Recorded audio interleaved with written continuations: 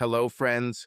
We are very interested to know which cities you are listening to us from, so quickly like and write in the comments where you are from. Also, share what shocking stories happened in your city or maybe even with you personally.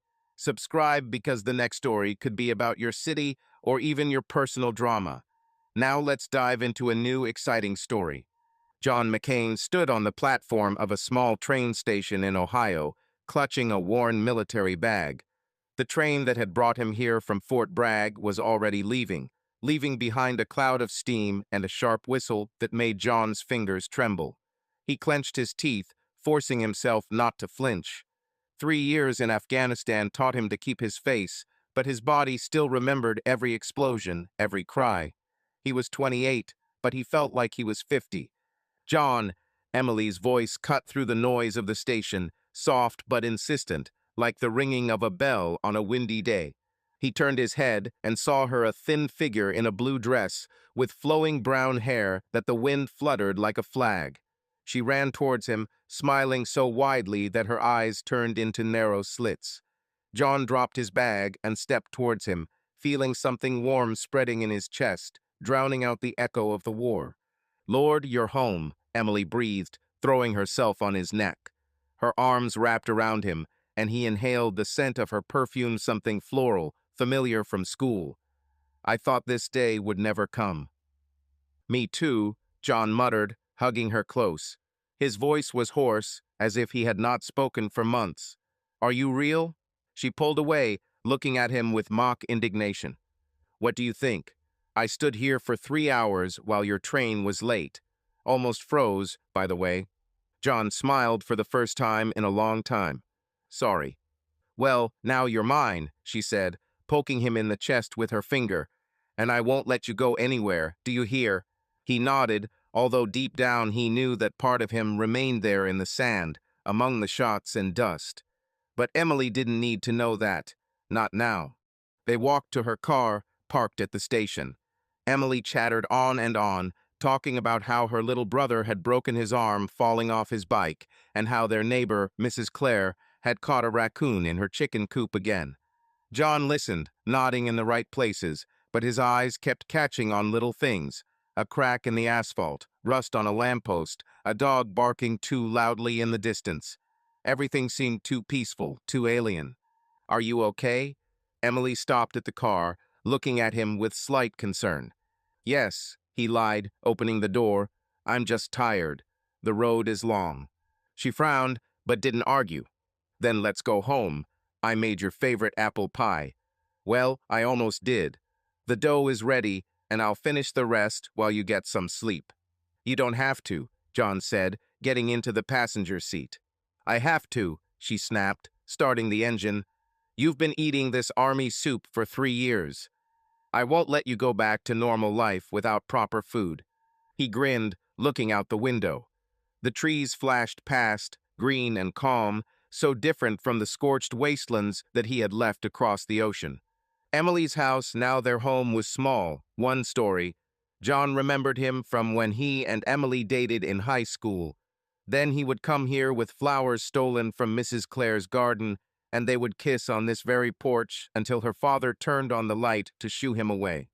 "Well, how do you like it?" Emily asked as she opened the door. "I cleaned up a little. I even hung new curtains." John stepped inside. The living room smelled of lavender and fresh paint.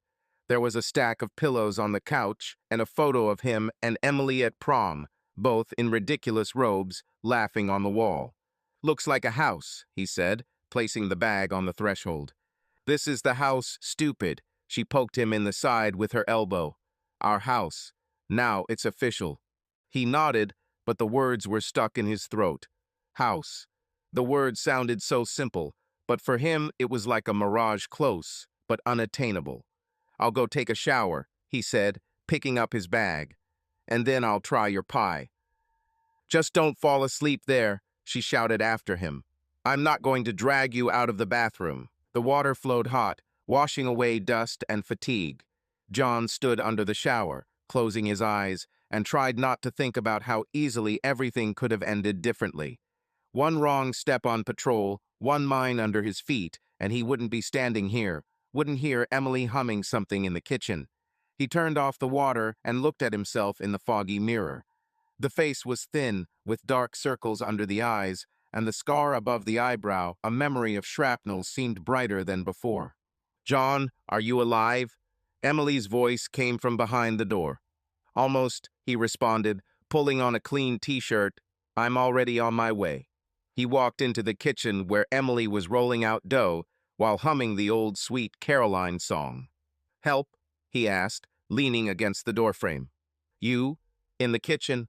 She laughed. "No, sit down and watch. This is my gift to you." He sat down at the table, watching her deftly shape the pie. "You know," he said quietly, "I miss this. For you." Emily froze, looking at him. Her eyes sparkled, but she quickly turned away, hiding her tears. "Me too," she said, sniffling. "Every day, I wrote letters to you even when I knew you wouldn't answer." "I received them," he admitted. "I just didn't know what to say." Where I was, the words seemed empty. She nodded without looking at him. "Now you are here, and I don't need words, I need you." John stood up and walked over to her, hugging her from behind. She smelled like home, and for the first time in 3 years, he felt good. At night, he lay in their new bedroom, listening to Emily's breathing. She fell asleep, almost immediately clinging to him, and he looked at the ceiling, counting the cracks. A car honked outside the window, and he tensed, expecting an explosion that did not happen. His heart was pounding, but he forced himself to breathe deeply. "Are you okay?" Emily's sleepy voice broke the silence. "Yes," he lied again. "Sleep." She muttered something incomprehensible and buried her nose in his shoulder. John closed his eyes, trying to believe that the war was behind him. John McCain stood in front of the mirror in a small room at the church, looking at his reflection with a smile that he could not contain. The black suit Emily had chosen for him fit perfectly, emphasizing his broad shoulders, and the tie, a deep blue like her eyes, added something personal theirs. Outside the window, the rain was pouring, heavy and warm, beating on the roof like drums heralding the beginning of a new life. He was 28, and in half an hour he would become the husband of the woman who had been waiting for him all these years. This thought made my heart beat faster, but not from nerves, from happiness. "Well, are you ready?" Mark, his best friend, entered the room, slamming the door so that it creaked. His blonde hair was slightly disheveled, and his smile stretched from ear to ear. "Or should I push you to the altar?" John laughed, turning to him. "Try it, and I'll kill you with one blow." "Oh, what a brave groom!" Mark came closer, straightening his own tie. "But seriously, you look like someone who won the lottery. Emily made you look handsome." "She's the beauty," John said, looking in the mirror. "I'm just trying not to ruin the picture for her." Mark slapped him on the back. "You won't spoil it. She waited for you for 3 years while you swallowed dust there. Today is your day, brother. Enjoy." John nodded, feeling warmth in his chest. Emily was his beacon. Her letters arrived every week, full of love and stories about home. She wrote about how she baked pies, how her dog chased the neighbor's cats, how she dreamed of the day when he would return. And here he was, ready to say, "I do" to her in front of everyone who knew them. "Let's go," he said, straightening his shoulders. "I don't want her to wait an extra second." The church was old, with walls darkened by time and stained glass windows that let in soft light, even on a rainy day. The inside smelled of flowers, daisies, and lilies, which Emily herself had chosen for decorations. There were few guests, her family, a few friends from school, a couple of John's colleagues who were able to come. But it didn't matter to John. The whole world now came down to her. He stood at the altar, next to Markham, who kept winking at him like a boy at a school party. The pastor, Mr. Hill, with a good-natured smile and thick gray eyebrows, was turning over the pages of the Bible, humming something under his breath. "Are you ready to tell her your vows?" Mark whispered. "It took me 3 years to come up with them," John answered, not taking his eyes off the doors at the end of the hall. "If I forget, just kick me." Mark chuckled, but then the doors opened and John's breathing stopped. Emily appeared in the doorway, holding the hand of her father, Tom. Her dress was white as a cloud, with long lace sleeves, which she herself finished at night while John was in the army. Her hair, brown and shiny, was pulled back into a soft bun, and in her hands she held a bouquet of daisies, their flowers, as she always said. The rain left drops on her shoulders, and they sparkled like little stars. "Oh my God," Mark breathed. "She's like an angel."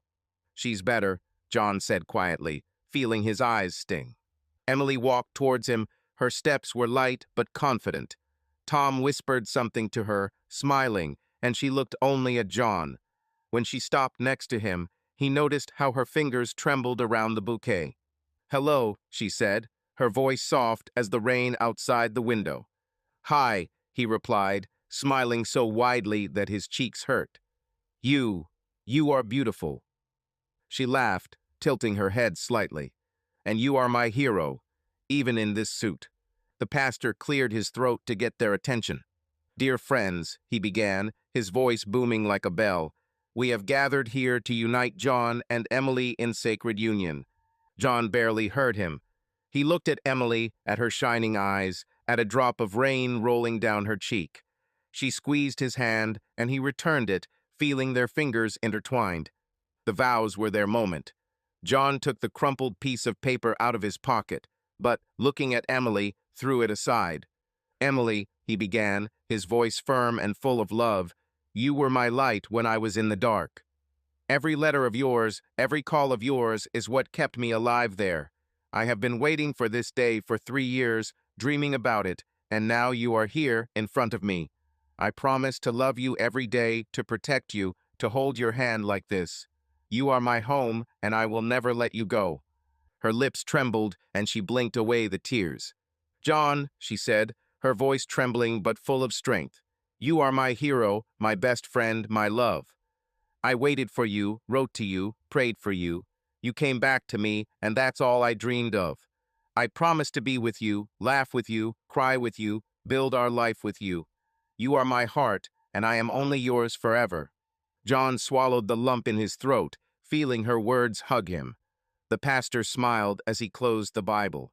"I pronounce you husband and wife. John, kiss your bride." He leaned towards her, his hands cupping her face, and their lips met. She was warm, soft, and dear. The guests clapped, Mark whistled, and Emily laughed into the kiss, pressing herself against him.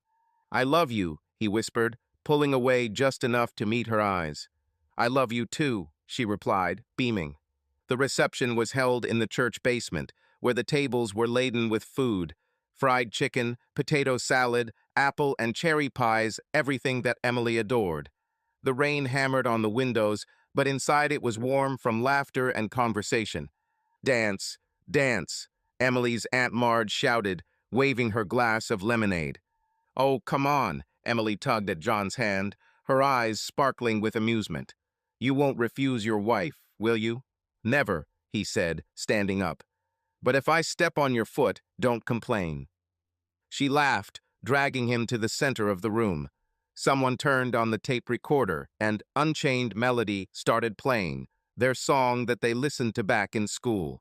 John put his arm around her waist, she put her hands on his shoulders, and they began to move, slowly but together. "You're not so bad," she said, looking up at him. "You make me better," he replied, pulling her closer. "I still don't believe that you're mine." "Get used to it," she smiled. "You have your whole life ahead of you to believe." He kissed her forehead, feeling her hair smell like daisies. The guests around were hooting, but for John they did not exist only this moment. As the evening drew to a close, the rain subsided, leaving behind fresh air and wet streets. They sat on the porch of their house, Emily in his jacket, and John with a bottle of lemonade in his hand. The sky cleared, and the stars were breaking through the clouds. "It was the best day," she said, clinging to him. "Do you agree?" "Yes," he answered, stroking her hand, "because you are with me." She turned to him, her face glowing. "Are you happy?" "You couldn't be happier," he said, and it was the absolute truth. "You are everything I dreamed of, Emily." She smiled, resting her head on his shoulder. "And you are everything I dreamed of. We did it, John. We are together." He hugged her, feeling her warmth, her breath. The rain left puddles on the road, and they reflected the stars like little promises. This day was their beginning, and he knew what was ahead. Only good things awaited them. At night they lay in bed, her head on his chest and his hand in her hair. The rain had stopped long ago, and silence enveloped the house. Emily fell asleep, smiling in her sleep, and John looked at her, feeling his heart fill. It was their day, their wedding, their love, and they were ready for every day with her ahead. May 2009, Ohio. John sat in the hospital corridor, clutching a plastic cup of cold coffee. It was 3 o'clock in the morning, and the silence around seemed alive. Only the hum of lamps and the occasional steps of nurses broke it. He was 29, and somewhere outside the maternity ward, Emily was now giving birth to their child. His child. This thought made him unable to sit still. He got up, walked along the wall, sat down again, nervously fiddling with the hem of his shirt. Mr. McCain, the nurse, a short woman with tired eyes, came out of the door. John jumped up, almost spilling his coffee. Yes, it's me. Is everything okay? Everything is fine. She smiled, and her face softened. Congratulations, you have a son. You can come in. He froze, the words stuck in his throat. Son. He has a son. John nodded, throwing the glass into the trash can, and followed her, feeling his legs shaking with excitement. The door opened, and he saw Emily. She lay on the hospital bed, her hair stuck to her forehead from sweat, but her face glowed. In her hands, she held a small bundle wrapped in a blue blanket. Emily looked up at John, and her smile widened. "Come here, Daddy," she said, her voice hoarse but full of love. "Look at him." John walked over, feeling his heart pounding in his throat. He leaned over the bed, and Emily carefully handed him the package. A small face, wrinkled and pink, peered out of the blanket. His eyes were closed, and his tiny fists were clenched, as if he was preparing to fight. "Oh my God," John breathed, holding his son as carefully as if he were made of glass. He's real." Emily laughed, a weak but warm sound. "Of course, it's real. I wore it for 9 months, so now you're surprised?" John smiled, not taking his eyes off the baby. "He's wonderful. How are you?" She reached out her hand, touching his elbow. "We did it, John. This is our boy." He nodded, feeling tears welling up in his eyes. He hadn't cried since childhood, but now he couldn't help it. It was too big, too real. His son, his family. "What should we call it?" he asked, sitting on the edge of the bed. "Liam," Emily said without hesitation. "As we decided. Liam John McCain." "Liam," John repeated, looking at the baby. "Hello, Liam. I'm your dad." The baby stirred, opening one eye, and John laughed, wiping his tears with his sleeve. "Look, he's already listening to me." Of course. Emily moved closer, laying her head on his shoulder. They sat there for a few minutes, just looking at Liam. The nurse quietly left, leaving them alone. John couldn't stop looking at the tiny nose, the dark hair sticking out from under the blanket, the way Liam was breathing quietly and evenly. "How are you?" he asked, turning to Emily. "Was it hard?" She sighed, but the smile did not disappear. "Hard is not the right word. 14 o'clock, John. I thought he decided to stay inside forever. But then I heard him cry, and everything became unimportant." "You did great," he said, kissing her forehead. "You are the strongest woman I know." "And you are the best husband," she answered, looking at him with tenderness. "I saw you running along the corridor. The poor nurses are probably tired of calming you down." John chuckled, shaking his head. "I thought I was going crazy. I'm sitting there, and there's only one thing in my head, that everything will be fine with you." "And here we are," she said, stroking Liam's cheek. "All 3 of us." He nodded, feeling her words fill him. 3 of us. Family. What he dreamed about while he was in Afghanistan, reading her letters under the dim light of a lantern. Now it was reality. An hour later, Emily fell asleep, curled up on the bed. John sat next to him, holding Liam in his arms. The baby woke up and looked at him with one eye, as if studying him. John rocked him quietly, humming an old lullaby he heard his mother say as a child. "You're my boyfriend, right?" he whispered. "You and I will be best friends. We'll build cars, play ball, whatever you want." Liam yawned, closing his eyes, and John smiled. "Tired? Well, rest. We have our whole lives ahead of us." He placed his son in the plastic crib next to Emily, but couldn't move away. He stood and watched them sleep, his wife and his son. This was more than he could have imagined, more than he deserved. But it was his. In the morning, Mark came into the ward carrying a huge bouquet of daisies and a box of donuts. His shirt was wrinkled and his eyes were red. He clearly hadn't slept since yesterday's shift at the factory. "Well, Dad," he said, putting the bouquet on the table, "how is the new McCain doing?" John smiled, pointing to the crib. "Here it is, Liam. See for yourself." Mark leaned over the crib, whistling. "Damn, he's all about you." The same serious look. "Emily, are you sure this is yours?" Emily, awakened by his voice, laughed. "I'm sure, Mark. But if he inherited your appetite, I'm in trouble." "Hey, I brought donuts." Mark picked up the box. "This is for you, heroine. And for you, John, so that you don't starve while you wait." John took the donut, taking a bite. "Thank you, brother. You're on time." "Always on time," Mark winked, sitting down on a chair. "So, tell me, how did it go?" Emily looked at John, her eyes shining. It was long, but perfect. "John almost punched a hole in the hallway floor, but we made it through." "I just wanted to be close," John said, shrugging. "And she did all the work." "We did," Emily corrected, taking his hand. "Together." Mark nodded, looking at them with a smile. "You two are something, and this baby is lucky to be born to you." Emily's parents, Tom and Linda, arrived in the afternoon. Tom, a strong man with a gray mustache, hugged John so tightly that he almost suffocated. "Congratulations, son," he said, clapping him on the back. "You are a father now. It's a great honor." "Thank you, Tom," John replied, feeling warm from his words. "I will try not to let you down." Linda, a small woman with kind eyes, immediately rushed to the crib. "Oh, how beautiful he is. Emily, he looks like you as a child. The same cheeks." "Mom, he was just born," Emily laughed. "Give him a couple of days so we can figure out who he looks like." "No, he's already McCain," John said, looking at Liam. "Look how stubborn his chin is." Everyone laughed, and the chamber was filled with voices. Linda pulled out the knitted booties she made herself, and Tom talked about how he went fishing last week. John looked at them, at Emily, at Liam, and felt that this was his place here with them. By evening, they were left alone. Emily nursed Liam, humming softly, while John sat next to her, holding her hand. The sun was setting outside the window, turning the sky pink and gold. "Are you happy?" she asked, looking at him. "More than I can say," he replied, squeezing her fingers. "You gave it to me.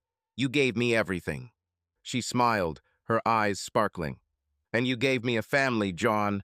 I always knew it would be like this with you." He leaned down, kissing her temple. "We'll be better parents, right?" "The best," she said, looking at Liam. "For him."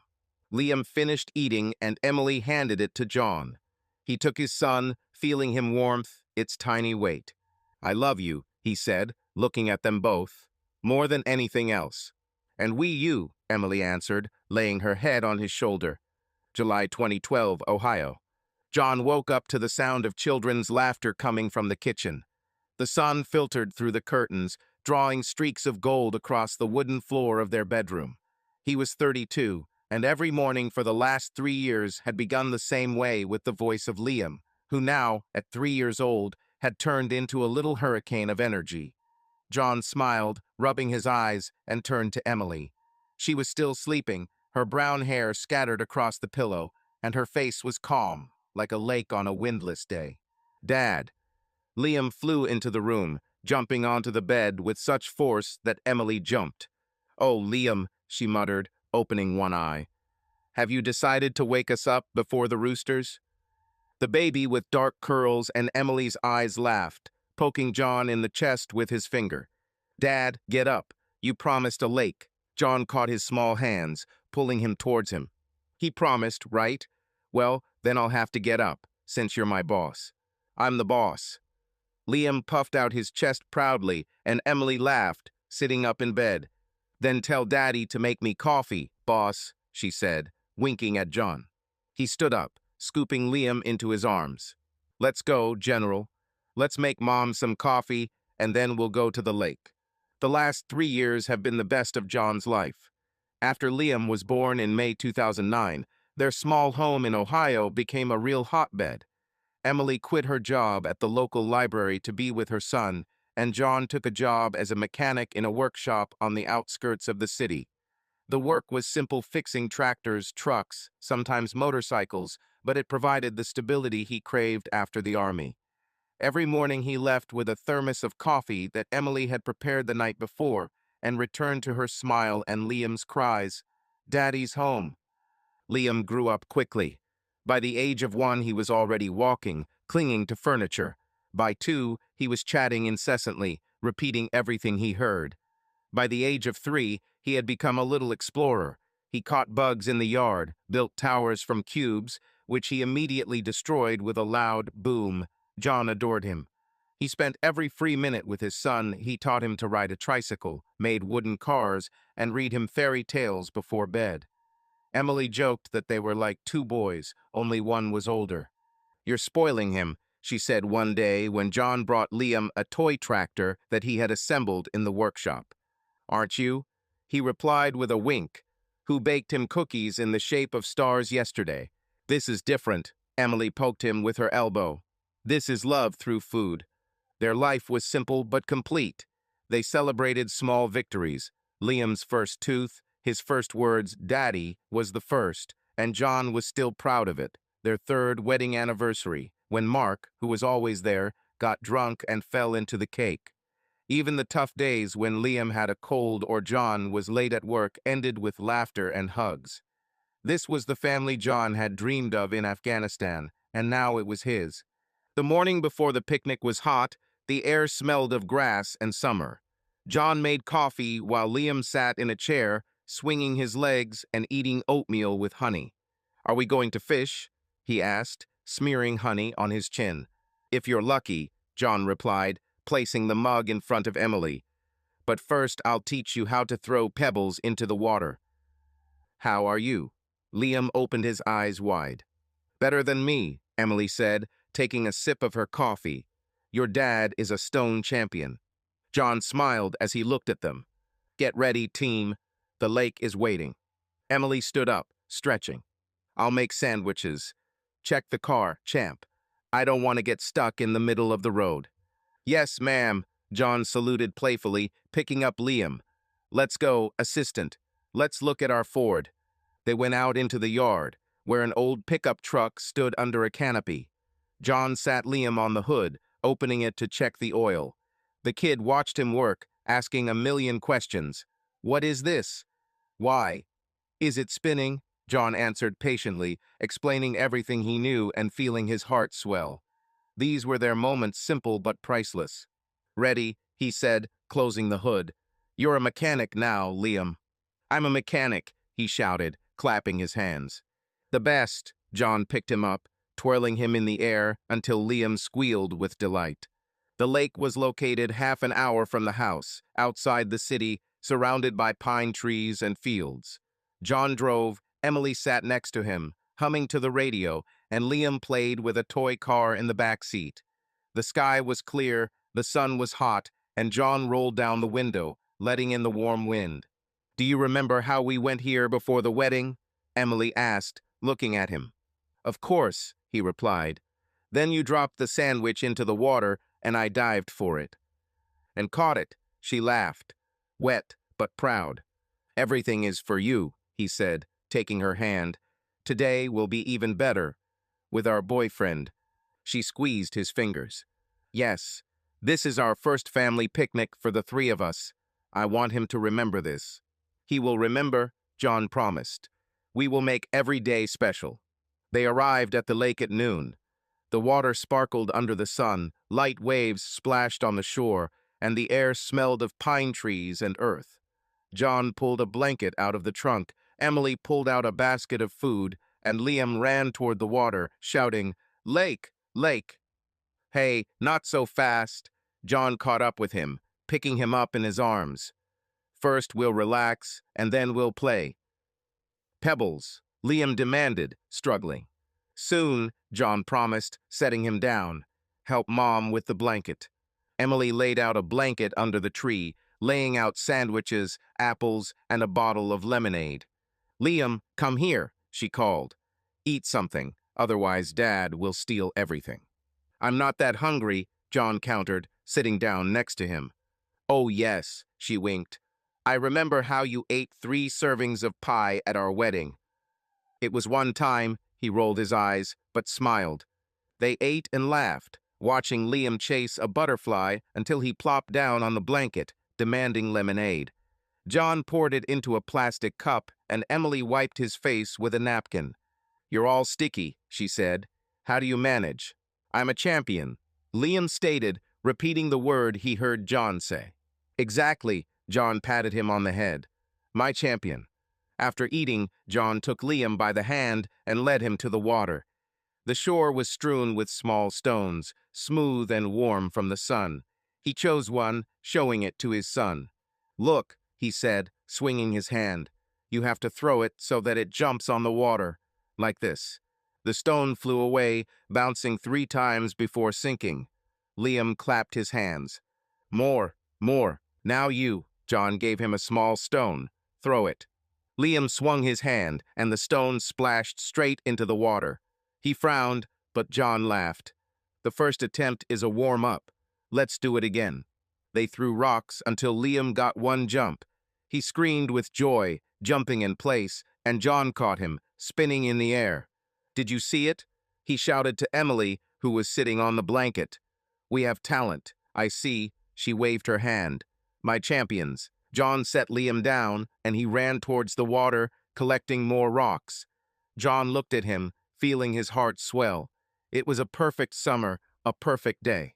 Emily called to them, starting a small fire from the branches John had collected earlier. "Come here, boys," she shouted. "Let's roast marshmallows." Liam arrived first, and John followed, carrying a couple more stones that his son left him as a keepsake. He sat down next to Emily, watching as she put a marshmallow on a stick. "Give it to me," he said, holding out his hand. "I am a master of marshmallows." "Oh, really?" She narrowed her eyes. "Who burned it to cinders last time?" "It was an experiment," he objected, laughing. Liam sat between them, holding his wand over the fire. The marshmallow was browned, and John helped him remove it, blowing to cool it. "Tasty?" he asked. "Yes." Liam stuffed the marshmallow into his mouth, smearing it on his face. "You're covered in sugar." Emily wiped his cheeks. "But you are my sweet boy." John looked at them, feeling the warmth not from the fire, but from them. He leaned towards Emily and whispered, "I love you, more than anything else." "And we you," she answered, kissing him on the cheek. A couple of hours later, they sat by the fire, lulled by the warmth and the quiet crackling of branches. John placed another branch, watching sparks fly into the air.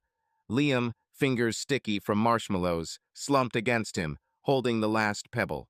"Dad, look," he muttered sleepily, showing the stone. "Handsome," John smiled, hugging him. "Let's rest a little, okay?" Emily moved closer, resting her head on John's shoulder. "My boys," she said quietly, closing her eyes. "The best." They settled on the blanket, Liam between them, his breathing becoming more even. John looked at his son, at Emily, feeling how tiredness and happiness mixed inside. The sun was going down and a light breeze was shaking the pine trees. He closed his eyes, hugging them both, and fell asleep to the whisper of the lake. When John opened his eyes, the sun was already setting on the horizon, turning the sky crimson. He stretched, feeling the coolness of the evening, and turned to Emily. She woke up blinking, her hand lying where Liam should have been. "Liam," she called, sitting down. John sat up abruptly, looking around. The blanket was empty. The pebble lay nearby, but Liam was not there. "Liam," he shouted, jumping to his feet. Emily jumped up next, her voice trembling. "Where is he? John, where is he?" They rushed to the water, calling him, but the shore was empty. The lake was silent, smooth and still, as if nothing had happened. John froze, looking at the water, his heart sank with horror. "Liam!" Emily screamed, her voice echoing off the trees. John stepped towards her, grabbing her hand, but everything inside broke off. They fell asleep together and woke up without him. The world that was their happiness disappeared into silence. John stood at the small grave, clutching a black umbrella, although it was not raining. The sky was gray and heavy, as if it knew that today there was no place for the sun. He felt like an old man, his shoulders were hunched, his eyes were sunken from sleepless nights. Liam lay nearby, their Liam, under a mound of earth that seemed too small for the boy who, just a week ago, had laughed and thrown pebbles into the lake. John looked at the inscription on the stone, Liam John McCain, 2009 to 2012 inches, and could not believe that it was true. Emily stood on the left, in a black dress that hung on her like on a hanger. Her arms were crossed, and her gaze was empty, directed somewhere past the grave. She didn't cry, the tears ran out. They made a mistake, they all fell asleep by the lake together, hugging each other, and woke up without him. "John," Mark's voice was quiet. He came up behind him, putting his hand on his shoulder. "Let's go. It's all over." John shook his head, not taking his eyes off the grave. "No, it's not over. He should be here with us." Mark sighed, his fingers tightening. "I know, but you need to go, for Emily's sake." John looked at her. She didn't move, didn't even blink. He wanted to take her hand, but something inside stopped him. She seemed so far away, as if she had left with Liam. "Okay," he said hoarsely, turning to Mark. "Let's go." The funeral was short. Pastor Hill, the same one who married them 4 years ago, said something about heaven and peace, but the words flew by. Several people came: Emily's parents, Mark, a couple of neighbors. Tom and Linda stood behind them, hugging each other, their faces red from crying. Linda was sobbing, holding a handkerchief to her lips, and Tom was looking at the ground as if he wanted to fall into it. "Are you okay?" Mark was next to me again, holding a bottle of water in his hands. "No," John answered, not even trying to lie. "Would you be?" Mark lowered his head, handing him the water. "I don't know what to say, brother. This is wrong." He was. It was. John took the bottle, but did not open it. "And now he's gone. We fell asleep, Mark. They fell asleep, and he left." "It's not your fault," Mark said firmly, "and not hers." John squeezed the bottle until the plastic cracked. "I had to. I'm his father. I had to keep him safe." Mark was silent, looking at him. Then he nodded, retreating. "If anything, I'm here." John didn't answer. He looked at Emily, who was still standing by the tree, her silhouette ghostly in the gray light. They returned home in silence. The car drove slowly, John drove, and Emily sat next to him, looking out the window. The radio was turned off, and only the sound of tires on asphalt filled the void. The house greeted them with silence, no Liam's laughter, no stomping on the floor. His toys were where he had left them, the car by the sofa, the blocks on the carpet. John froze in the doorway, feeling his throat tighten. "I'll make some tea," Emily said, her voice flat and empty. She walked into the kitchen without looking at him. John nodded, although she couldn't see. He sat down on the sofa, staring at the typewriter. The red truck he made for Liam for his last birthday. He took it in his hands and ran his finger over the wheels. They were still spinning. Emily returned with 2 mugs, placing one in front of him. The tea smelled like mint, but John didn't touch it. "We need to talk," he said quietly. She sat down opposite him, looking into her mug. "About what?" "About what happened." He squeezed the typewriter tighter. "We can't just remain silent." Emily looked up, and there was something sharp, almost evil, in them. "What can I say, John? He left. We were sleeping, and he left. What is there to discuss?" "I don't know," he admitted, feeling his voice tremble. "But I can't do that. I see him everywhere. I hear him." She pressed her lips together, her fingers clenching around the mug. Me too. Every time I close my eyes, I see him calling us. But he's not there, and talking about it. It won't bring him back. John lowered his head, feeling tears sting his eyes. I should have held it. I always held it. Emily stood up. Her movements were sharp. Stop it, she said, her voice breaking. Stop blaming yourself. It won't help. She went into the bedroom, slamming the door. John remained sitting, looking at the typewriter. He wanted to go after her, hug her, tell her that they could handle it. But the words stuck like stones in my throat. It was a long night. John lay on the sofa, unable to go into the bedroom. Emily didn't come out, and he heard her walking back and forth, opening drawers, whispering something. He closed his eyes, but sleep did not come. And then emptiness. At dawn he got up, made coffee, but did not drink it. I went into the yard where Liam's tricycle was parked under a canopy. John sat down next to him, looking at him, and for the first time in a week he cried quietly, without a sound, just letting the tears flow. Emily came out an hour later, her eyes red but dry. She stopped in the doorway, looking at him. You weren't sleeping, she said. It wasn't a question. I can't, he answered, wiping his face with his sleeve. And you? Also, she leaned against the doorframe. I put his things away. In the box. John nodded, although his insides tightened. Maybe it wasn't necessary. We must, she snapped. I can't look at them every day. He stood up, stepping towards her. Emily, we need to stick together. We're still us. She looked at him, and there was something alien in her gaze. Who are we without him, John? Tell me. She turned away, walking back into the house. John remained standing, feeling the silence between them become a wall. Mark arrived in the afternoon. He knocked and entered uninvited, carrying a bag of food, some sandwiches, and a bottle of water. His face was gloomy, but he tried to smile. I decided to check on you, he said, putting the package on the table. How are you? John shrugged, sitting on the couch. We live. And Emily? Mark looked around. In the bedroom, John answered, doesn't want to talk. Mark sat down next to him, opening the package. Give her time, and for myself too.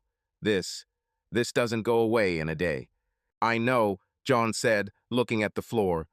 But she's leaving me, Mark. I feel. She's not leaving, Mark objected. She just got lost. So are you. You will find each other if you want. John nodded, but in his heart he didn't believe it. He took the sandwich, but didn't eat it. He just held it in his hands, as if it could make a difference. You were a good father, Mark added quietly, and she's a good mother. Don't forget this. Thank you, John said, but the words sounded empty. Mark left after half an hour, leaving them alone again in silence. Emily came out in the evening and sat silently at the table, looking out the window. John looked at her, wanted to say something, but didn't know what. They were together, but further apart than ever. November 2012, Ohio. John returned from work at 5:30, when the sky had already darkened and the air had become cold and prickly. The workshop had been noisy all day, motors humming, tools clanking, but he barely noticed it. His hands worked automatically, tightening bolts, checking oil, repairing an old tractor. Thoughts were at home with Emily, with the emptiness that had settled between them since August. He opened the door, brushing dust off his boots. The house was quiet, no sound of the TV, no footsteps, no voice that had previously greeted him with a cry of, "Daddy's home." Only the smell of coal from the fireplace, which had long gone out. John took off his jacket, hanging it on a hook, and walked into the living room. Emily sat there in the dark on the couch, staring at the wall. Her hands were on her knees, and an untouched cup of tea stood in front of her. I'm home, he said, stopping at the door. She didn't turn around, just nodded slightly. Okay, her voice was dry, like autumn leaves outside the window. John stood for a second, waiting for something, a question, a look, a word. But there was nothing. He walked into the kitchen, glancing at the empty table. Emily used to prepare dinner for his arrival. Fried chicken, mashed potatoes, sometimes pie. Now the stove was cold and the sink was empty. He opened the refrigerator, a couple of eggs, a piece of cheese, a can of beer. He took the beer, clicked the cap, and returned to the living room. "Have you eaten?" he asked, sitting down in the chair opposite. "No," she answered without looking at him. "Don't want to." He nodded, taking a sip from the can. The silence between them was thick, like the fog that hung over the fields every morning. 3 months have passed, and from then on, the words between them became less and less frequent, as if their supply had dried up. John looked at her, trying to find the Emily he knew. The one who laughed at his jokes, danced with him at the wedding, sang lullabies to Liam. Her hair, once shiny and soft, now hung in dull strands, and her face was drawn, her eyes darkened. She didn't leave the house, didn't call her friends, didn't answer the phone when her mother called. John had changed too. He felt it in his shoulders, in the way he struggled to get up in the morning, in the way he avoided mirrors, afraid to see the emptiness in his eyes. "I'll cook something," he said, standing up. "Omelet, maybe." "No need," she snapped. "I'm not hungry." He froze, looking at her. "Emily, you haven't eaten all day. I know you haven't eaten." She raised her head, her gaze sharp, almost hostile. "And what? Are you my supervisor now?" "No," he squeezed the can harder. "I'm just worried." "No need," she turned to the wall. "I'm fine." John wanted to argue, to say that she was not okay, that they were both not okay. But the words stuck, as always. He went into the kitchen, put the beer on the table, and turned on the stove. Break 2 eggs into a bowl, beat them with a fork, add salt. The movements were mechanical, like in a workshop. He wasn't hungry, but he cooked because it was something normal, something he could control. Emily walked in as the omelet was already sizzling in the pan. She stopped in the doorway, looking at him. Her arms were crossed, as if she was protecting herself from something. "You don't have to," she said quietly. "I know," he answered without turning around, "but I want to." She was silent while he served the omelet onto plates. He placed one on the table in front of her and took the other for himself. He sat down opposite, looking at her. "Eat," he said. "Please." Emily looked at the plate, then at him. Her lips trembled, but she took the fork, broke off a piece, and put it in her mouth. John watched her chew, slowly, without pleasure, as if it were a duty. He did the same, although the food seems tasteless. "Thank you," she said after a minute, pushing the plate away. "You're welcome." He took a sip of beer. "Would you like some more tea?" "No," she stood up. "I'll go to bed." John nodded as he watched her leave. The bedroom door closed quietly, without a bang, but the sound was louder than a scream. He stayed at the table, finishing the omelet he didn't want and drinking the beer that didn't warm him up. Night fell over the house like a heavy blanket. John sat in the living room, looking at the empty couch where Liam's toys used to be. Emily put them in a box after the funeral, hid them in the closet, but he still saw them: the car, the blocks, the teddy bear Liam called Boo. He got up, went to the closet, and opened the door. The box sat on the shelf, neatly sealed with tape. John extended his hand, but stopped. Couldn't open it. "Why are you there?" Emily's voice came from behind, weak but sharp. He turned around. She stood in the bedroom doorway, wearing an old t-shirt and barefoot. "Nothing," he said, closing the closet. "Just thinking." "About him?" she asked, her eyes narrowing. "Yes," he admitted, "all the time about him." Emily stepped towards him, her face tense. "And what does this give? Do you think he'll come back if you look at his stuff?" "No," John lowered his head. "But I can't forget." "Can I?" Her voice broke. "You think I don't see him every day, can't hear him? But I don't dwell on the past, John. It's no use." He looked at her, feeling anger and pain mixing inside. "I don't dig. I don't know how to live without him." Emily clenched her fists, her breathing became heavy. "Do I know? Do you think it's easy for me? I was his mother. I should have stayed awake." "We both fell asleep," he said quietly. "It's not your fault." "Then whose?" She stepped closer, her voice trembling. "Yours? God? Lake's? Whose, John?" He was silent, unable to find an answer. She turned away, walking back to the bedroom. The door closed, and the silence returned, even heavier than before. John lay down on the sofa without undressing. The bedroom was their place, but after Liam he couldn't sleep there. The bed seemed too big, too empty. He looked at the ceiling, counting the cracks, as he had done on his first night home after the army. Then Emily was nearby. Her warmth drove the nightmares away. Now the nightmares were different, not war, but silence, in which there was no Liam's laughter. He closed his eyes, trying to remember something good. Their wedding, Liam's birth, the picnic by the lake before everything fell apart. But the memory failed. Each image ended with an empty blanket, a cold sore, her cry, "Where is he?" John clenched his fists, feeling tears streaming down his temples. He didn't wipe them, let them flow. An hour later, he heard footsteps. Emily came out, her silhouette flashing in the darkness.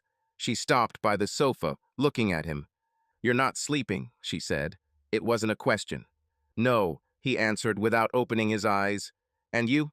"Also," she paused. "I didn't want to scream." He opened his eyes, looking at her. Her face was pale, the shadows under her eyes appeared bruised. "I know," he said. "I didn't want to either." She nodded, sitting down on the edge of the sofa. Her hands shook, but she did not remove them. "I can't do this, John," she whispered. "I don't know what to do." "And I don't know." He sat down, looking at her. "But we have to. We have to do something." Emily shook her head, her voice barely audible. "I can't do it." She stood up, walking back to the bedroom. March 2013, Ohio. John walked home in the light rain, clutching the keys to the workshop in his pocket. Winter, which had been dragging on since November, was finally giving way to spring, but there was no added warmth in his life. Work was his refuge. The roar of engines, the smell of oil, the clanking of tools drowned out the silence that settled at home after Liam. He took overtime, stayed late, repaired everything he could get his hands on, just so as not to come back longer to occupy his brain. But today, the tractor he was repairing turned out to be simpler than he had hoped, and at 6 in the evening, he was already free. The journey home took 15 minutes on foot, and he walked slowly, feeling the dampness soaking into his jacket. Emily didn't leave the house, didn't cook, didn't smile. John didn't know how to get through to her. Every conversation ended with her leaving for the bedroom or his silent retreat to the sofa. They lived together, but as shadows of each other. In January, Emily started drinking, not a lot, but regularly. A glass of wine with dinner, then two, then a bottle hidden in the closet. John noticed empty bottles in the trash, but didn't speak up. He was afraid that it would close even more. She stopped cleaning the house. Dishes piled up in the sink, dust settled on the shelves. A box of Liam's things sat in the closet, untouched. Her mother, Linda, called every week, but Emily hung up, muttering, "I don't want to talk." Mark began to appear more often. After the funeral, he came by once a week, brought food, sat with John, tried to pull him out of his silence. But in recent months, he began to come when John was not at home. Emily opened the door for him, and they sat in the living room. At first, they just talked, then they drank together. John didn't know about it. He was at work, fixing cars, avoiding the house. Mark was their mutual friend, a best man at a wedding, a brother in arms from Afghanistan. John trusted him as he trusted himself. Emily wasn't looking for this. She was drowning in loneliness, in wine, in the emptiness that Liam left behind. Mark was familiar, warm, alive, unlike John, who retreated deeper and deeper into himself. One day in February, she burst into tears in front of him, telling him how she saw Liam in her dreams, how she woke up with his name on her lips. Mark hugged her, just hugged her, and she didn't pull away. It was the first warmth in months. Then there was another evening, another bottle of wine, another hug that lasted longer than necessary. Today Mark came at 4, while John was in the workshop. Emily sat in the kitchen, looking at her empty tea mug.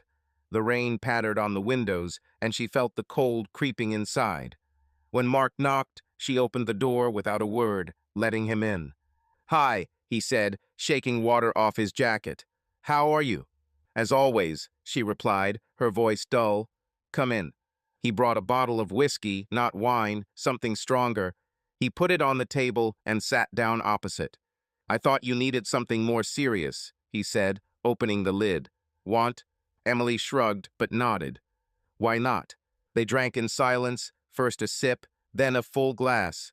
Mark talked about working at the factory, about how his car broke down, about a stupid joke a colleague told. Emily listened without delving into it, but his voice was an anchor, something that kept her here in this moment. She didn't notice how the bottle was empty, how her head was spinning, how Mark moved closer. "You shouldn't be alone," he said quietly, looking at her. "This is wrong." "I'm not alone," she answered, but the words sounded empty. "I have John." "Where is he?" Mark leaned over. His hand lay on hers. "Is he here? With you?" Emily looked at his hand, feeling the warmth of his fingers. John hadn't touched her for months, hadn't hugged her, hadn't held her hand, hadn't even looked at her for a long time. She knew he was suffering, but her own pain screamed louder. Mark was here, alive, real. "I don't know," she whispered, and tears flowed down her cheeks. Mark moved even closer, wiping them with his thumb. "I'm here, Emily. I won't leave." She didn't resist when he hugged her, didn't push her away when his lips found hers. It wasn't about love, it wasn't about passion, it was about feeling something other than emptiness. John entered the house at 7:30, shaking the rain from his hair. The lights in the living room were off, but sounds were coming from the bedroom, rustling, a quiet voice. He froze, feeling something cold squeezing his chest. He left his jacket on the floor and stepped towards the stairs. The bedroom door was slightly open, and he saw them. They didn't notice John, too caught up in each other, too lost in their own. The sound of his steps was drowned in the creaking of the bed. "What?" John's voice was hoarse, as if it had been torn from his throat. "What are you doing?" Emily shuddered, opening her eyes. Mark turned around, his face turning pale. "John," he said, stepping back. "Damn I." Emily sat up, pulling on her dress, her eyes darting between them. "John, this is not what you think," she began, but the words hung in the air, absurd and empty. "Isn't that right?" He stepped closer, clenching his fists. "You're with my best friend. In our bedroom. What is this, Emily?" Mark stood up, raising his hands. "Listen, brother, I didn't mean to. It just happened. But I love her." "Shut up," John snapped, his voice shaking with anger. "Get out." Mark grabbed his shirt, retreating to the door. "Sorry, John. I'm sorry." He left, slamming the front door, and John remained standing, looking at Emily. She was sitting on the bed, her face was red, her eyes were full of tears. "Why?" he asked, his voice breaking. "Why him?" "Because you left," she said quietly, looking at the floor. "You are here, but you are not there. I'm alone, John, alone all the time." "Did I leave?" He stepped towards her, feeling anger mixed with pain. I'm trying. I'm trying to keep us together." "You're not holding it." She raised her eyes, her voice becoming louder. "You are silent. You are sleeping on the sofa. You don't look at me. You don't even touch me. And he was here." John clenched his jaw, feeling tears sting his eyes. "Is it because of Liam? Are you blaming me?" "No," she shook her head, her voice trembling. "I blame myself. But you don't even try to help me." He looked at her, not knowing what to say. The pain he had been carrying for 7 months burst out, but instead of screaming, he turned and walked away. The keys were left on the table, the jacket was on the floor. He walked out into the rain without looking back. John walked down the street without feeling the cold.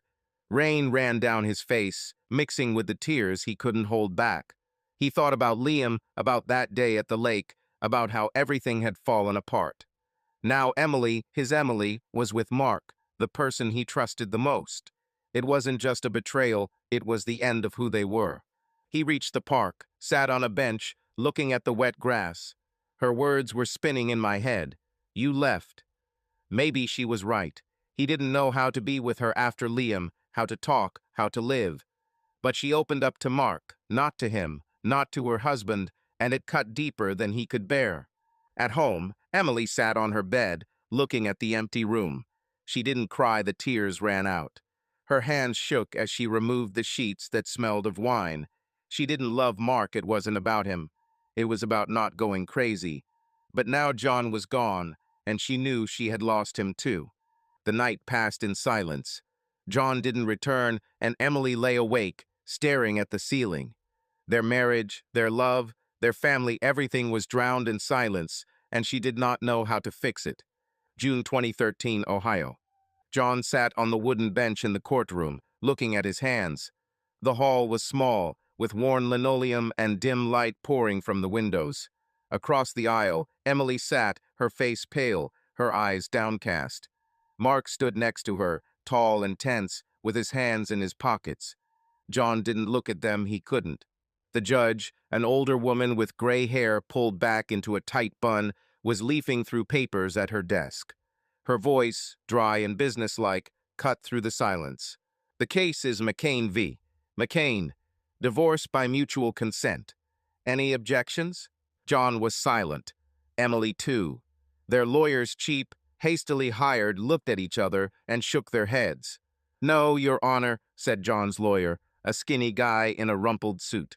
"No," echoed Emily's lawyer, a tired-eyed woman. The judge nodded, writing something down. "Property?" she asked, looking over her glasses. "The house remains Mrs. McCain," John's lawyer began. "Mr. McCain takes the car and personal belongings. There are no debts, no children." He paused. "No children." John clenched his fists, feeling the word children pierce his chest. Liam. His name was not spoken, but hung in the air like a shadow. Emily flinched, but didn't look up. "Do you confirm?" The judge looked at Emily. "Yes." Her voice was quiet, almost inaudible. "Mr. McCain?" "Yes," John said, looking at the floor. The judge tapped her pen on the table. "The divorce has been finalized. Sign the documents, and you are free." 3 months after that night in the bedroom passed in a blur. John did not return home after finding Emily with Mark. He slept in the workshop on an old sofa in the utility room until he rented a room above a bar 2 miles from the house. Emily called once, the next day, her voice on the phone trembling. "John, come back, we'll talk." He hung up the call without answering. There was nothing to talk about. She filed for divorce in April, a month after that scene. John did not argue. He signed the papers that her lawyer brought without reading. The house was hers. He didn't want it, didn't want to go back to where everything reminded him of Liam, where the bed smelled of betrayal. The car, an old Ford, was his only salvation. He drove it to the workshop, slept in it when he could not stand the cramped room. Mark came to his workshop a week after that night. His face was red, his eyes guilty. "John, listen," he began, standing at the entrance. "Go away," John interrupted, without looking up from the engine he was repairing. "Brother, I said go away." John straightened up, clutching the wrench. "One more word, and I'll break your jaw." Mark left, and they haven't spoken since. John heard from the guys in the workshop that Mark and Emily were now together. They saw them in the store, in the cafe. He didn't ask, didn't want to know. But every rumor is cut like a knife. In the courtroom, he signed the papers without looking at Emily. His lawyer handed him a copy, tapping him on the shoulder. "That's it, you're free," he said, as if it was good news. John nodded, tucking the paper into his jeans pocket. Free. The words sounded empty. He stood up, heading towards the exit, but Emily called out to him. "John." Her voice was weak but firm. He stopped without turning around. "What?" "Sorry," she said, "for everything." He clenched his jaw, feeling anger and pain fighting inside. "Goodbye, Emily," he said, without looking at her, and left. Mark stood at the door, but John walked past without even slowing down. The rain began again, fine and cold, and he sat in the Ford, looking at the drops running down the glass. It was the end of their marriage, of their family, of their past. John drove to his room without turning on the radio. Silence was his companion now, and he got used to it. He thought about Liam, about how the 3 of them could sit together now, eat ice cream, laugh. But Liam was gone, Emily was gone, and he was left alone. The divorce was just paperwork. The real loss happened a long time ago, by the lake. and then in that bedroom. He parked at the bar and went up to the room. There was a bottle of whiskey on the table yesterday. John poured himself a glass and drank it in one gulp, feeling the warmth spreading through his chest. It didn't help, but at least something filled the void. April 2018, Ohio. John stood in the garage, leaning over an old Harley motorcycle. He was 38, and his scarred and calloused hands moved confidently as he dismantled the carburetor. The garage was his sanctuary, a small extension to the workshop he had rented 5 years ago after his divorce. The place smelled of gasoline and metal, dust settled on the shelves, and an old radio played country music quietly. This was his world, where there was no Emily, Mark, or Liam, just him and work. 5 years have passed since he signed the papers in court. 5 years of loneliness, which he himself chose. After his divorce, he gave up the room above the bar, bought a used trailer, and parked it on the outskirts of town, next to a field. He lived simply. He slept, ate, worked. Friends from the workshop invited him to the bar to go fishing, but he refused. He didn't want conversations. He didn't want pity. Mark disappeared from his life completely. They said he left Ohio with Emily, then without her. John didn't ask. "Hey, John," the voice of Bill, the owner of the workshop, was heard at the entrance. "Are you still here?" John straightened up, wiping his hands on a rag. "Where else should I be?" Bill, a heavy-set man with a gray beard, chuckled. "At home, for example. It's already 8. Go get some rest." "I'm fine," John said, returning to the motorcycle. "I want to finish." "You always want to finish," Bill shook his head. "Okay, close it later. The keys are on the table." He left and John was left alone. The radio started playing Sweet Home Alabama, and he turned up the volume, drowning out the silence. The motorcycle was old and rusty. A client brought it in last week and said he wanted to restore it. John loved orders like these. They gave him a purpose and filled his time. Life in the trailer was simple. In the morning, he drank coffee from a tin mug, looking at the field. During the day, he worked in the workshop, sometimes taking overtime. He spent his evenings in the garage, fixing something of his own, an old radio, a broken chair, this Harley. I ate little sandwiches, canned food, sometimes pizza if Bill ordered for everyone. I didn't sleep well. The nightmares about Liam came less often, but they didn't go away. He saw him by the lake, heard his laughter, woke up with emptiness in his chest. People in the city knew its history, a small town where gossip travels faster than the wind. "Poor John," they whispered behind him. "I lost my son, then my wife." He wasn't paying attention. He didn't care what they thought, as long as they left him alone. He worked until midnight, until his fingers began to ache.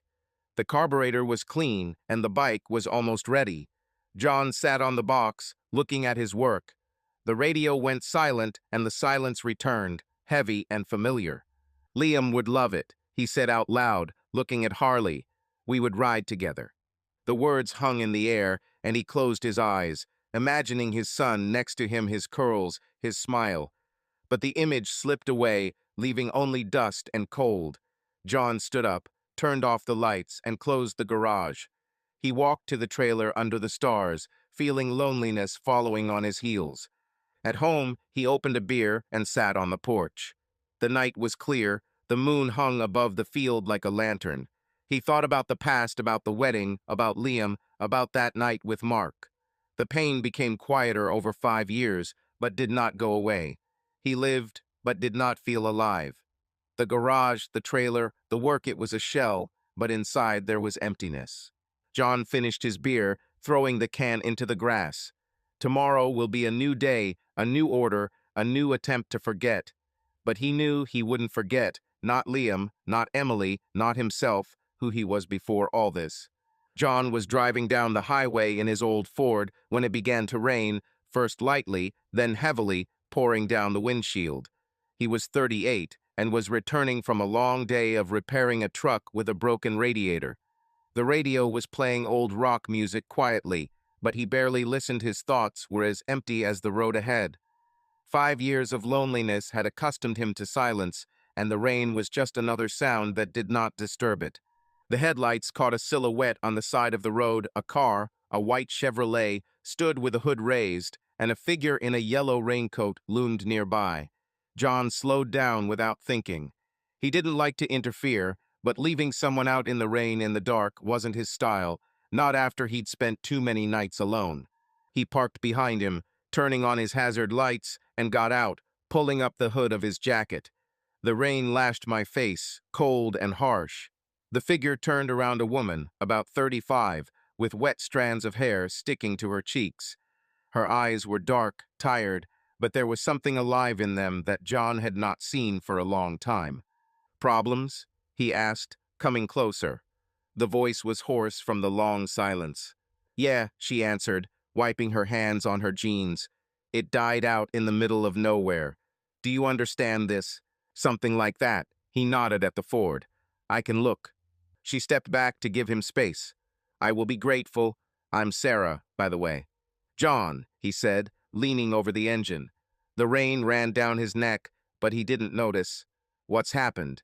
"It was driving fine, then it started buzzing, and that's it." She shrugged. "I'm not an expert on cars." He nodded, checking the battery, hoses, looking under the hood. The rain drummed on the metal, drowning out his thoughts. A couple of minutes later, he found the problem: the alternator belt broke and the engine overheated. "The belt broke," he said, straightening up. "I can put a spare one if you have one, or tow it to the city." Sarah sighed, looking at him from under her hood. "There is no spare time. Is towing the solution?" "Yes," he nodded. "I have a cable in my car. I'll take it to the workshop and fix it there." She smiled, weakly but sincerely. "Thank you, John. You are my savior today." He shrugged, hiding his awkwardness. "I just do what I can." John took the cable out of the trunk and hitched her Chevrolet to his Ford. The rain got heavier, and they were both soaked through as he secured the hooks. Sarah stood nearby, holding the flashlight he gave her, shining it into his hands. "Do you often help people out like this?" she asked, shouting over the sound of the rain. "Not often," he answered, tightening the knot. "I just happened to be nearby." "Lucky me," she said. "Otherwise, I would have spent the night here with mosquitoes." He chuckled, almost smiling. "Mosquitoes would eat you. Rain will only make them angry." She laughed, and the sound was warm, alive, like something long forgotten. John finished with the cable and wiped his hands on his jeans. Although it was useless, they were already wet. "Get in your car," he said. "I'll drive slowly." The journey to the workshop took half an hour. John drove carefully, feeling the rope tighten behind him. The windshield wipers squeaked and the radio hissed, but he was thinking about Sarah. She was the first one in a long time to catch his attention. Her voice, her laughter, it was something new, and he didn't know what to do with it. The workshop appeared ahead, a dark building with a sign, "Bill and Sons," although Bill had no sons. John parked at the gate, got out, and unhooked the cable. Sarah climbed out of her car, shaking water off her raincoat. "Here we are," he said, opening the garage. "I'll take your car inside and fix it in the morning." "In the morning?" She frowned. "Isn't it possible today?" "There are no spare parts." He shook his head. "I'll order a belt in the morning. It will be ready by lunchtime." She nodded, looking at him. "Okay. How will I get home?" John thought about it. The city was 5 miles away, there were no taxis here, and he couldn't leave her alone. "I can give you a lift," he said. "Where do you live?" "On Oak Street," she answered. "Isn't it far?" "No." He closed the garage. "Sit down." They drove in his Ford, the rain pounding on the roof, and the heat of the stove slowly dried their clothes. Sarah sat nearby, looking out the window, her hands on her knees. John was silent, not knowing what to say. He is not used to passengers. He has been traveling alone for the last 5 years. "Are you always so silent?" she asked, turning to him. "It happens," he answered, looking at the road. "I don't like to talk much." "And I love you," she said with a smile. "But I won't torture you. Thanks for helping." "You're welcome," he shrugged. "This is the job." "You didn't have to," she objected. "I could have passed by. Many would do this." John remained silent, feeling her words sink in. He was not a hero, just a man who could not pass by. but her gratitude was warm, and he didn't know how to react to it. "Are you local?" she asked, changing the subject.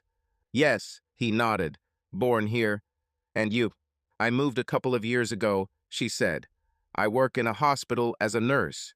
I like it quiet, but I had no luck with the car." "It happens," he said.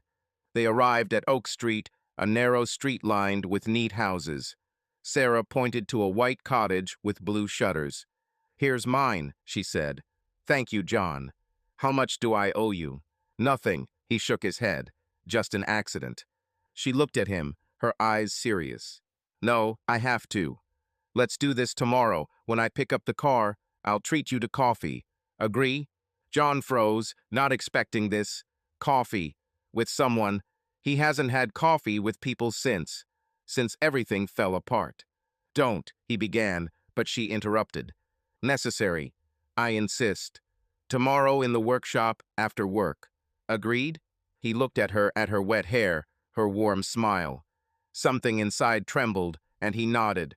"Okay? Tomorrow." "Great." She opened the door, stepping out into the rain. "Good night, John." "Calm," he answered, watching her run to the porch. John drove to the trailer, feeling a strange warmth. Sarah was a chance meeting, but her voice, her offer of coffee stuck in my head. He didn't look for people, didn't want them, but she didn't ask permission, she just entered his day like rain that night. Toma, he sat on the porch, looking at the stars breaking through the clouds. The rain subsided, leaving puddles glistening in the moonlight. John thought about Liam, about Emily, but for the first time in a long time, the thoughts didn't cut so hard. Maybe it was just that day, maybe something more. He didn't know, but tomorrow there would be coffee, and that was something new. June 2018, Ohio. John stood at the workbench in the workshop, finishing work on Sarah's Chevrolet.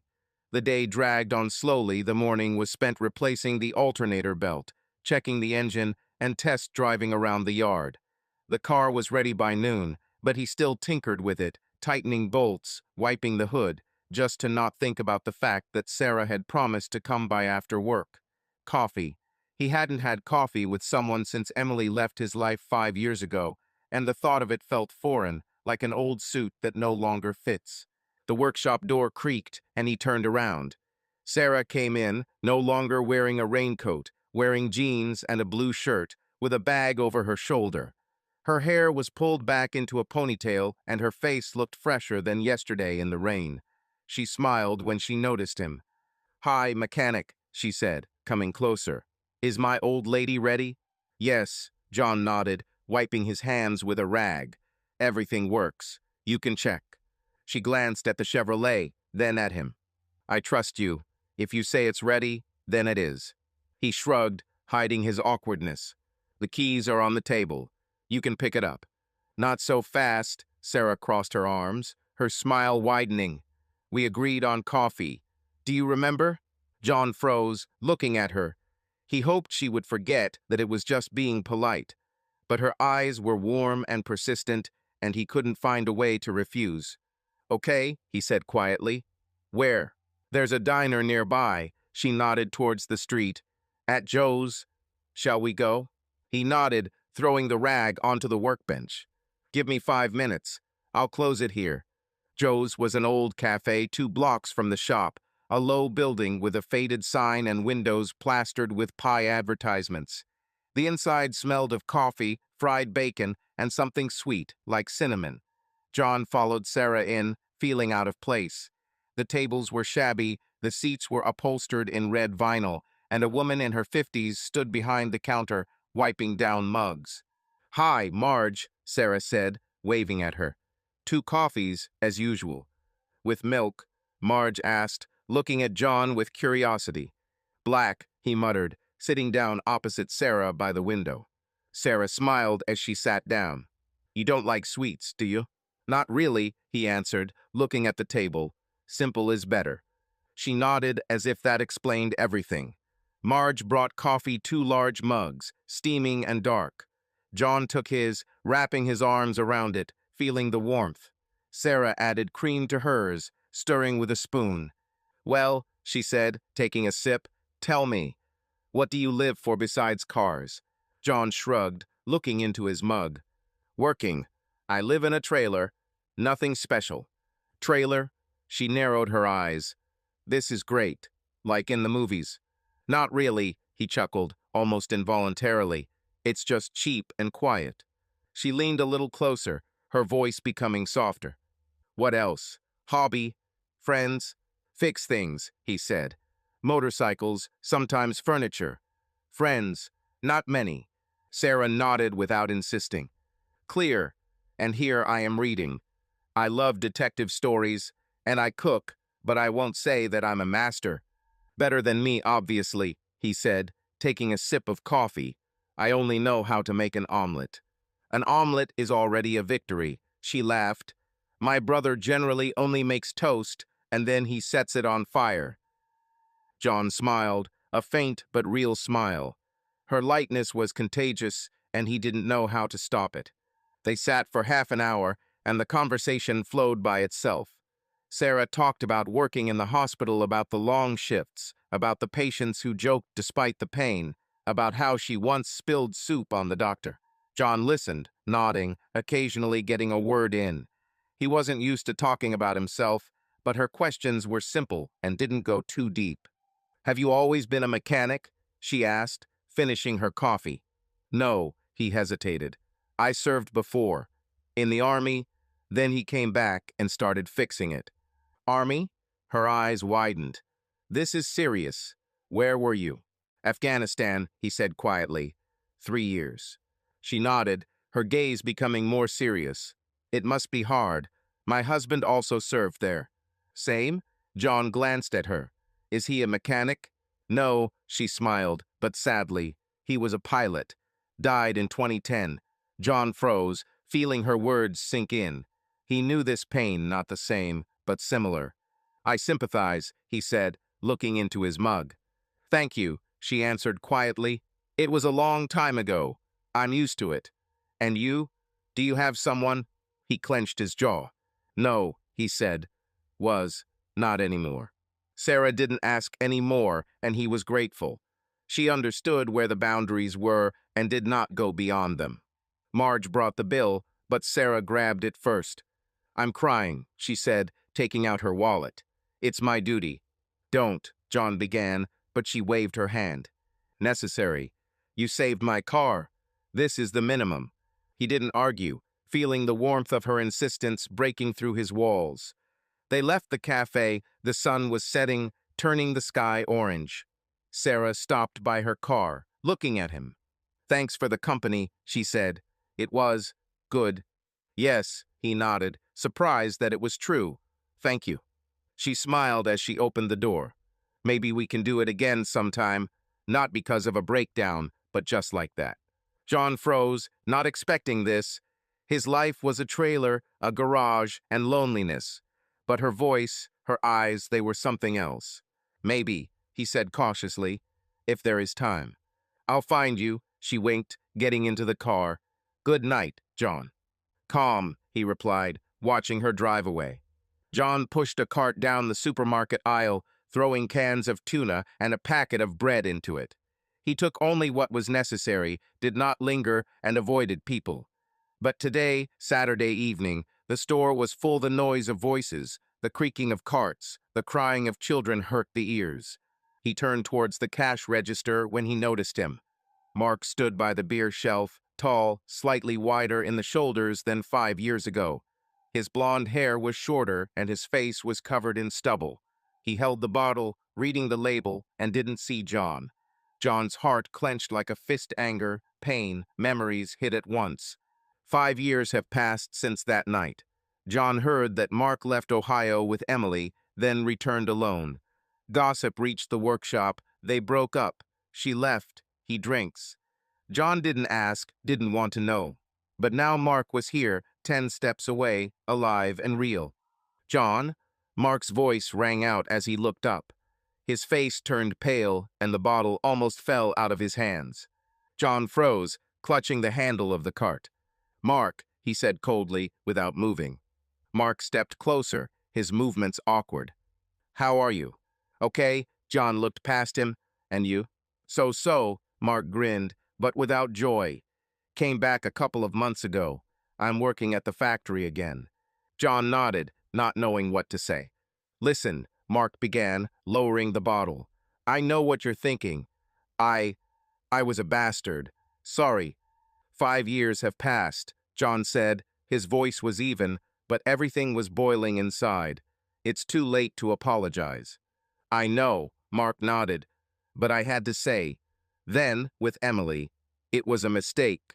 We were both out of our minds. John clenched his jaw, feeling Emily's name hurt his ears. Not yourself. You slept with my wife, Mark, in my house. I know, Mark lowered his head, and I live with this every day. She left me a year later. She said she couldn't forget you. It didn't change anything, but the words stuck in my head. I don't care, he said finally. It's none of my business anymore. Mark nodded, stepping back. John pushed the cart forward. Goodbye. He walked to the cash register, feeling Mark's gaze on his back. On the street, he loaded groceries into the Ford, got behind the wheel, but did not start the engine. I sat looking at the rain, which started again. The phone vibrated in my pocket. Sarah. Hello, her voice was warm, as always. Are you busy? No, he answered, squeezing the steering wheel, only from the store. Great, she said. I baked a pie. Do you want to come in? Yes, he said. Oak Street, as always, she laughed. Come before it gets cold. He arrived 20 minutes later. Sarah met him on the porch, in an apron, with flour on her cheek. Her cottage smelled of apples and cinnamon, and the warmth enveloped it like a blanket. Come in, she said, letting him inside. The pie is just out of the oven. Smells great, he said, taking off his jacket. I hope it tastes the same, she smiled, putting the plates on the table. They ate pie, drank coffee, talked about little things about her shift, about the motorcycle he was repairing. Are you okay? She asked suddenly, looking at him. You look tense. It's just the day, he said, looking away. It's okay. If you want to tell me, I'll listen, she said quietly, without pressure. He nodded, feeling how warm her words were. Thank you, he said. Maybe later. She smiled without insisting. John sat at the table in the trailer, sorting through mail bills, advertising, nothing important. 6 years of friendship with Sarah changed his life, not dramatically, but gently. They met once a week, coffee, cakes, walks. She became his support, but he kept his distance. He was afraid of becoming too attached and losing her again. He tore open another envelope, expecting an electricity bill, but inside was a piece of paper written in familiar handwriting. Emily. His heart sank. He hadn't seen her since the divorce 11 years ago. He didn't know where she was or if she was alive. The last thing he heard from Mark in the store 6 years ago was that she left him, couldn't forget John. He unfolded the letter, feeling his hands tremble. John, it's me, Emily. I don't know if you'll get it, but I have to try. I am sick cancer, the last stage. The doctors give me a couple of months, maybe less. I'm in Cincinnati in hospice. I'm not writing to feel sorry for me. I don't deserve it. I am writing to say sorry. For Liam, for Mark, for everything. I ruined us, and not a day goes by that I don't regret it. I want to see you if you can. Not for me, for you. So that you know that I didn't forget, I didn't stop loving, even when I broke everything. If you don't want to, I'll understand. But if you can, come. Address below. Emily. John reread the letter 3 times, each word cutting like a knife. She's dying. Emily, his Emily, the one who had been his light, then betrayed her, was now leaving forever. He put the piece of paper aside, looking into space. Liam, Mark, divorce, everything came back like a wave. He went to Sarah without calling. Her cottage was quiet. She opened the door in a robe, with wet hair from a shower. John? She was surprised. Did something happen? Yes, he said, entering. Letter. From Emily. She frowned as she closed the door. Your ex-wife? What does she want? She's dying. He sat down on the sofa, holding out the letter. Wants to see me. Sarah took the paper and read it, her face softening. Oh, John, this is hard. What do you think? I don't know. He clenched his fists. She betrayed me, but she's dying, and I can't help but think about her. Sarah sat down next to him, putting the letter on the table. Do you still love her? No, he said quickly, then hesitated. Don't know. It's complicated. I understand, she nodded. He looked at her, feeling her words help. Drive, he asked. If you don't go, you'll regret it, she said quietly. Not for her, for myself. To close this door. John nodded, looking at the letter.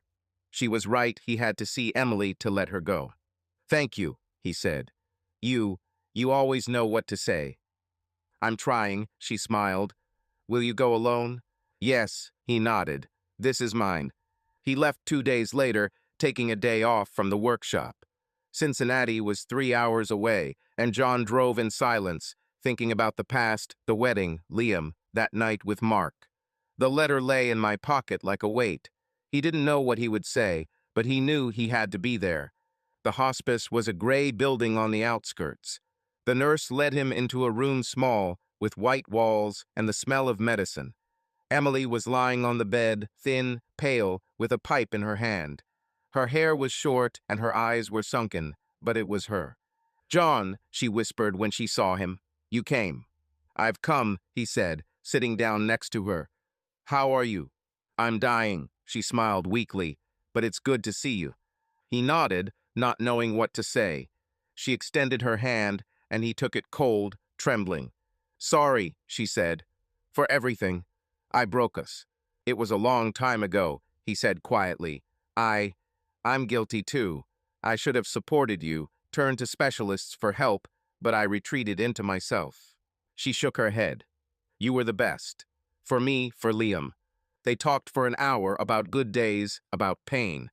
When he left, she fell asleep, and he knew that this was goodbye. John stood in a park on the outskirts of the city, holding a shovel.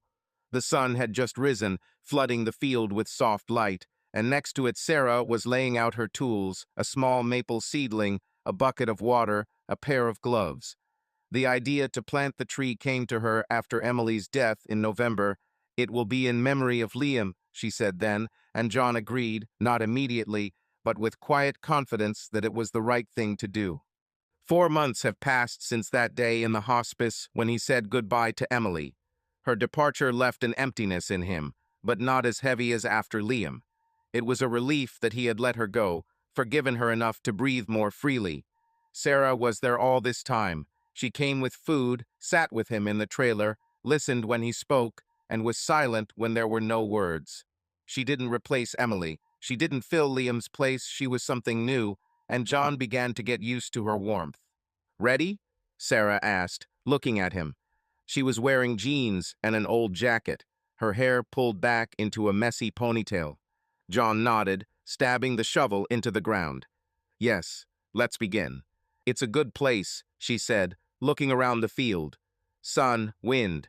The maple will grow strong. He smiled, weakly but sincerely. John began to dig, driving the shovel into the soft earth. The hole had to be deep so that the maple roots would take root firmly. He spoke without stopping, for the first time without pain in his voice. Sarah smiled as she watered the soil around the seedling. Sounds like a little adventurer. Yes, John nodded, digging deeper. One day he hid a stone under his pillow. Emily found it and laughed half the night. He said it was for dreams about the sea. She laughed, her voice warm.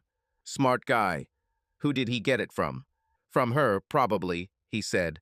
She was like that, she made up stories.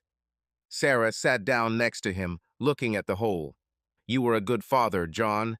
He knew that you loved him. I hope so, he said quietly, stopping. She reached out her hand, touching his shoulder. He knew. Children feel. John nodded, feeling her words sink in. He dug further until the hole became deep and level.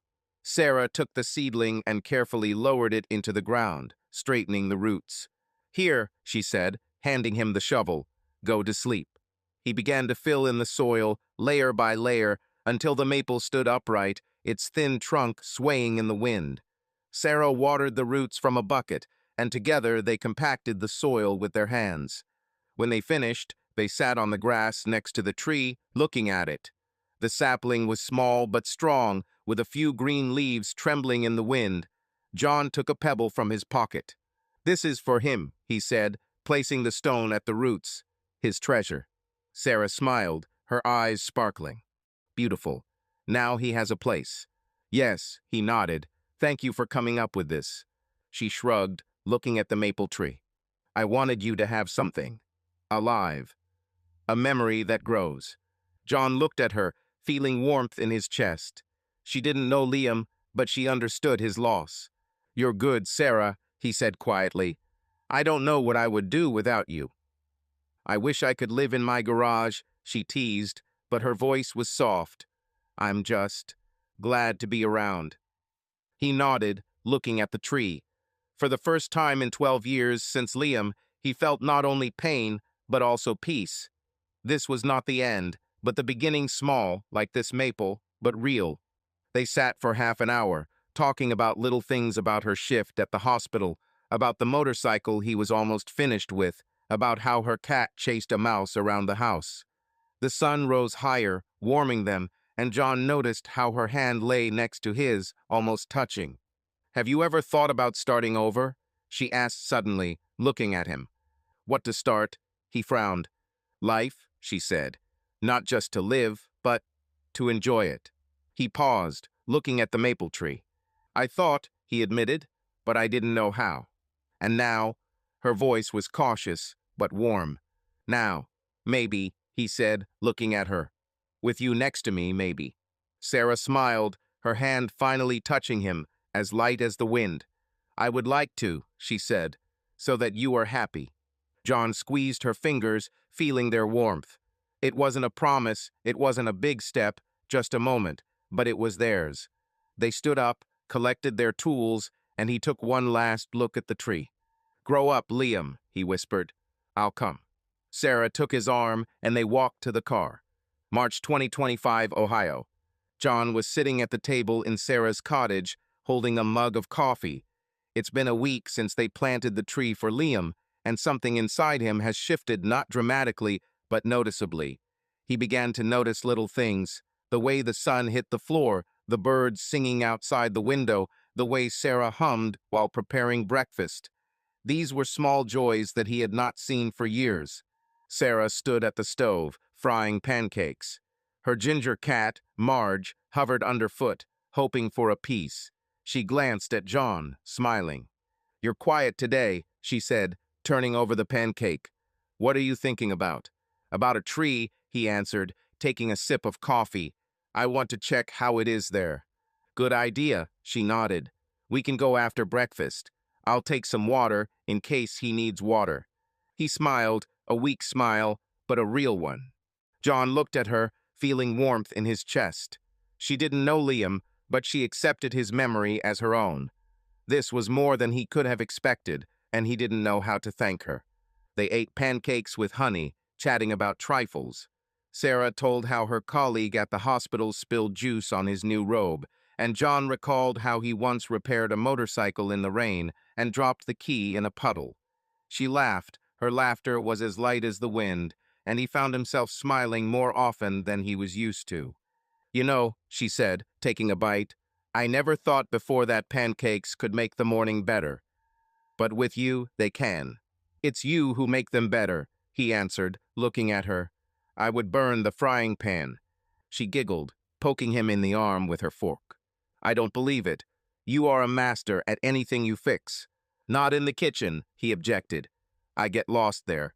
Sarah leaned closer, her eyes sparkling. "Then I'll be your cook, and you are my mechanic. Fair?" "Fair enough," he nodded, feeling how warm her words were. After breakfast, they went to the park. Liam's tree stood where they had left it, a small maple, just above his knee, with new leaves, green and tender.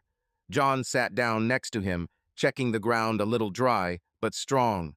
Sarah splashed water from her bottle, looking at him. "It's growing," she said, "as you wanted." "Yes," he ran his hand along the trunk. "Thank you for being with me." "I always will," she answered quietly, "if you want."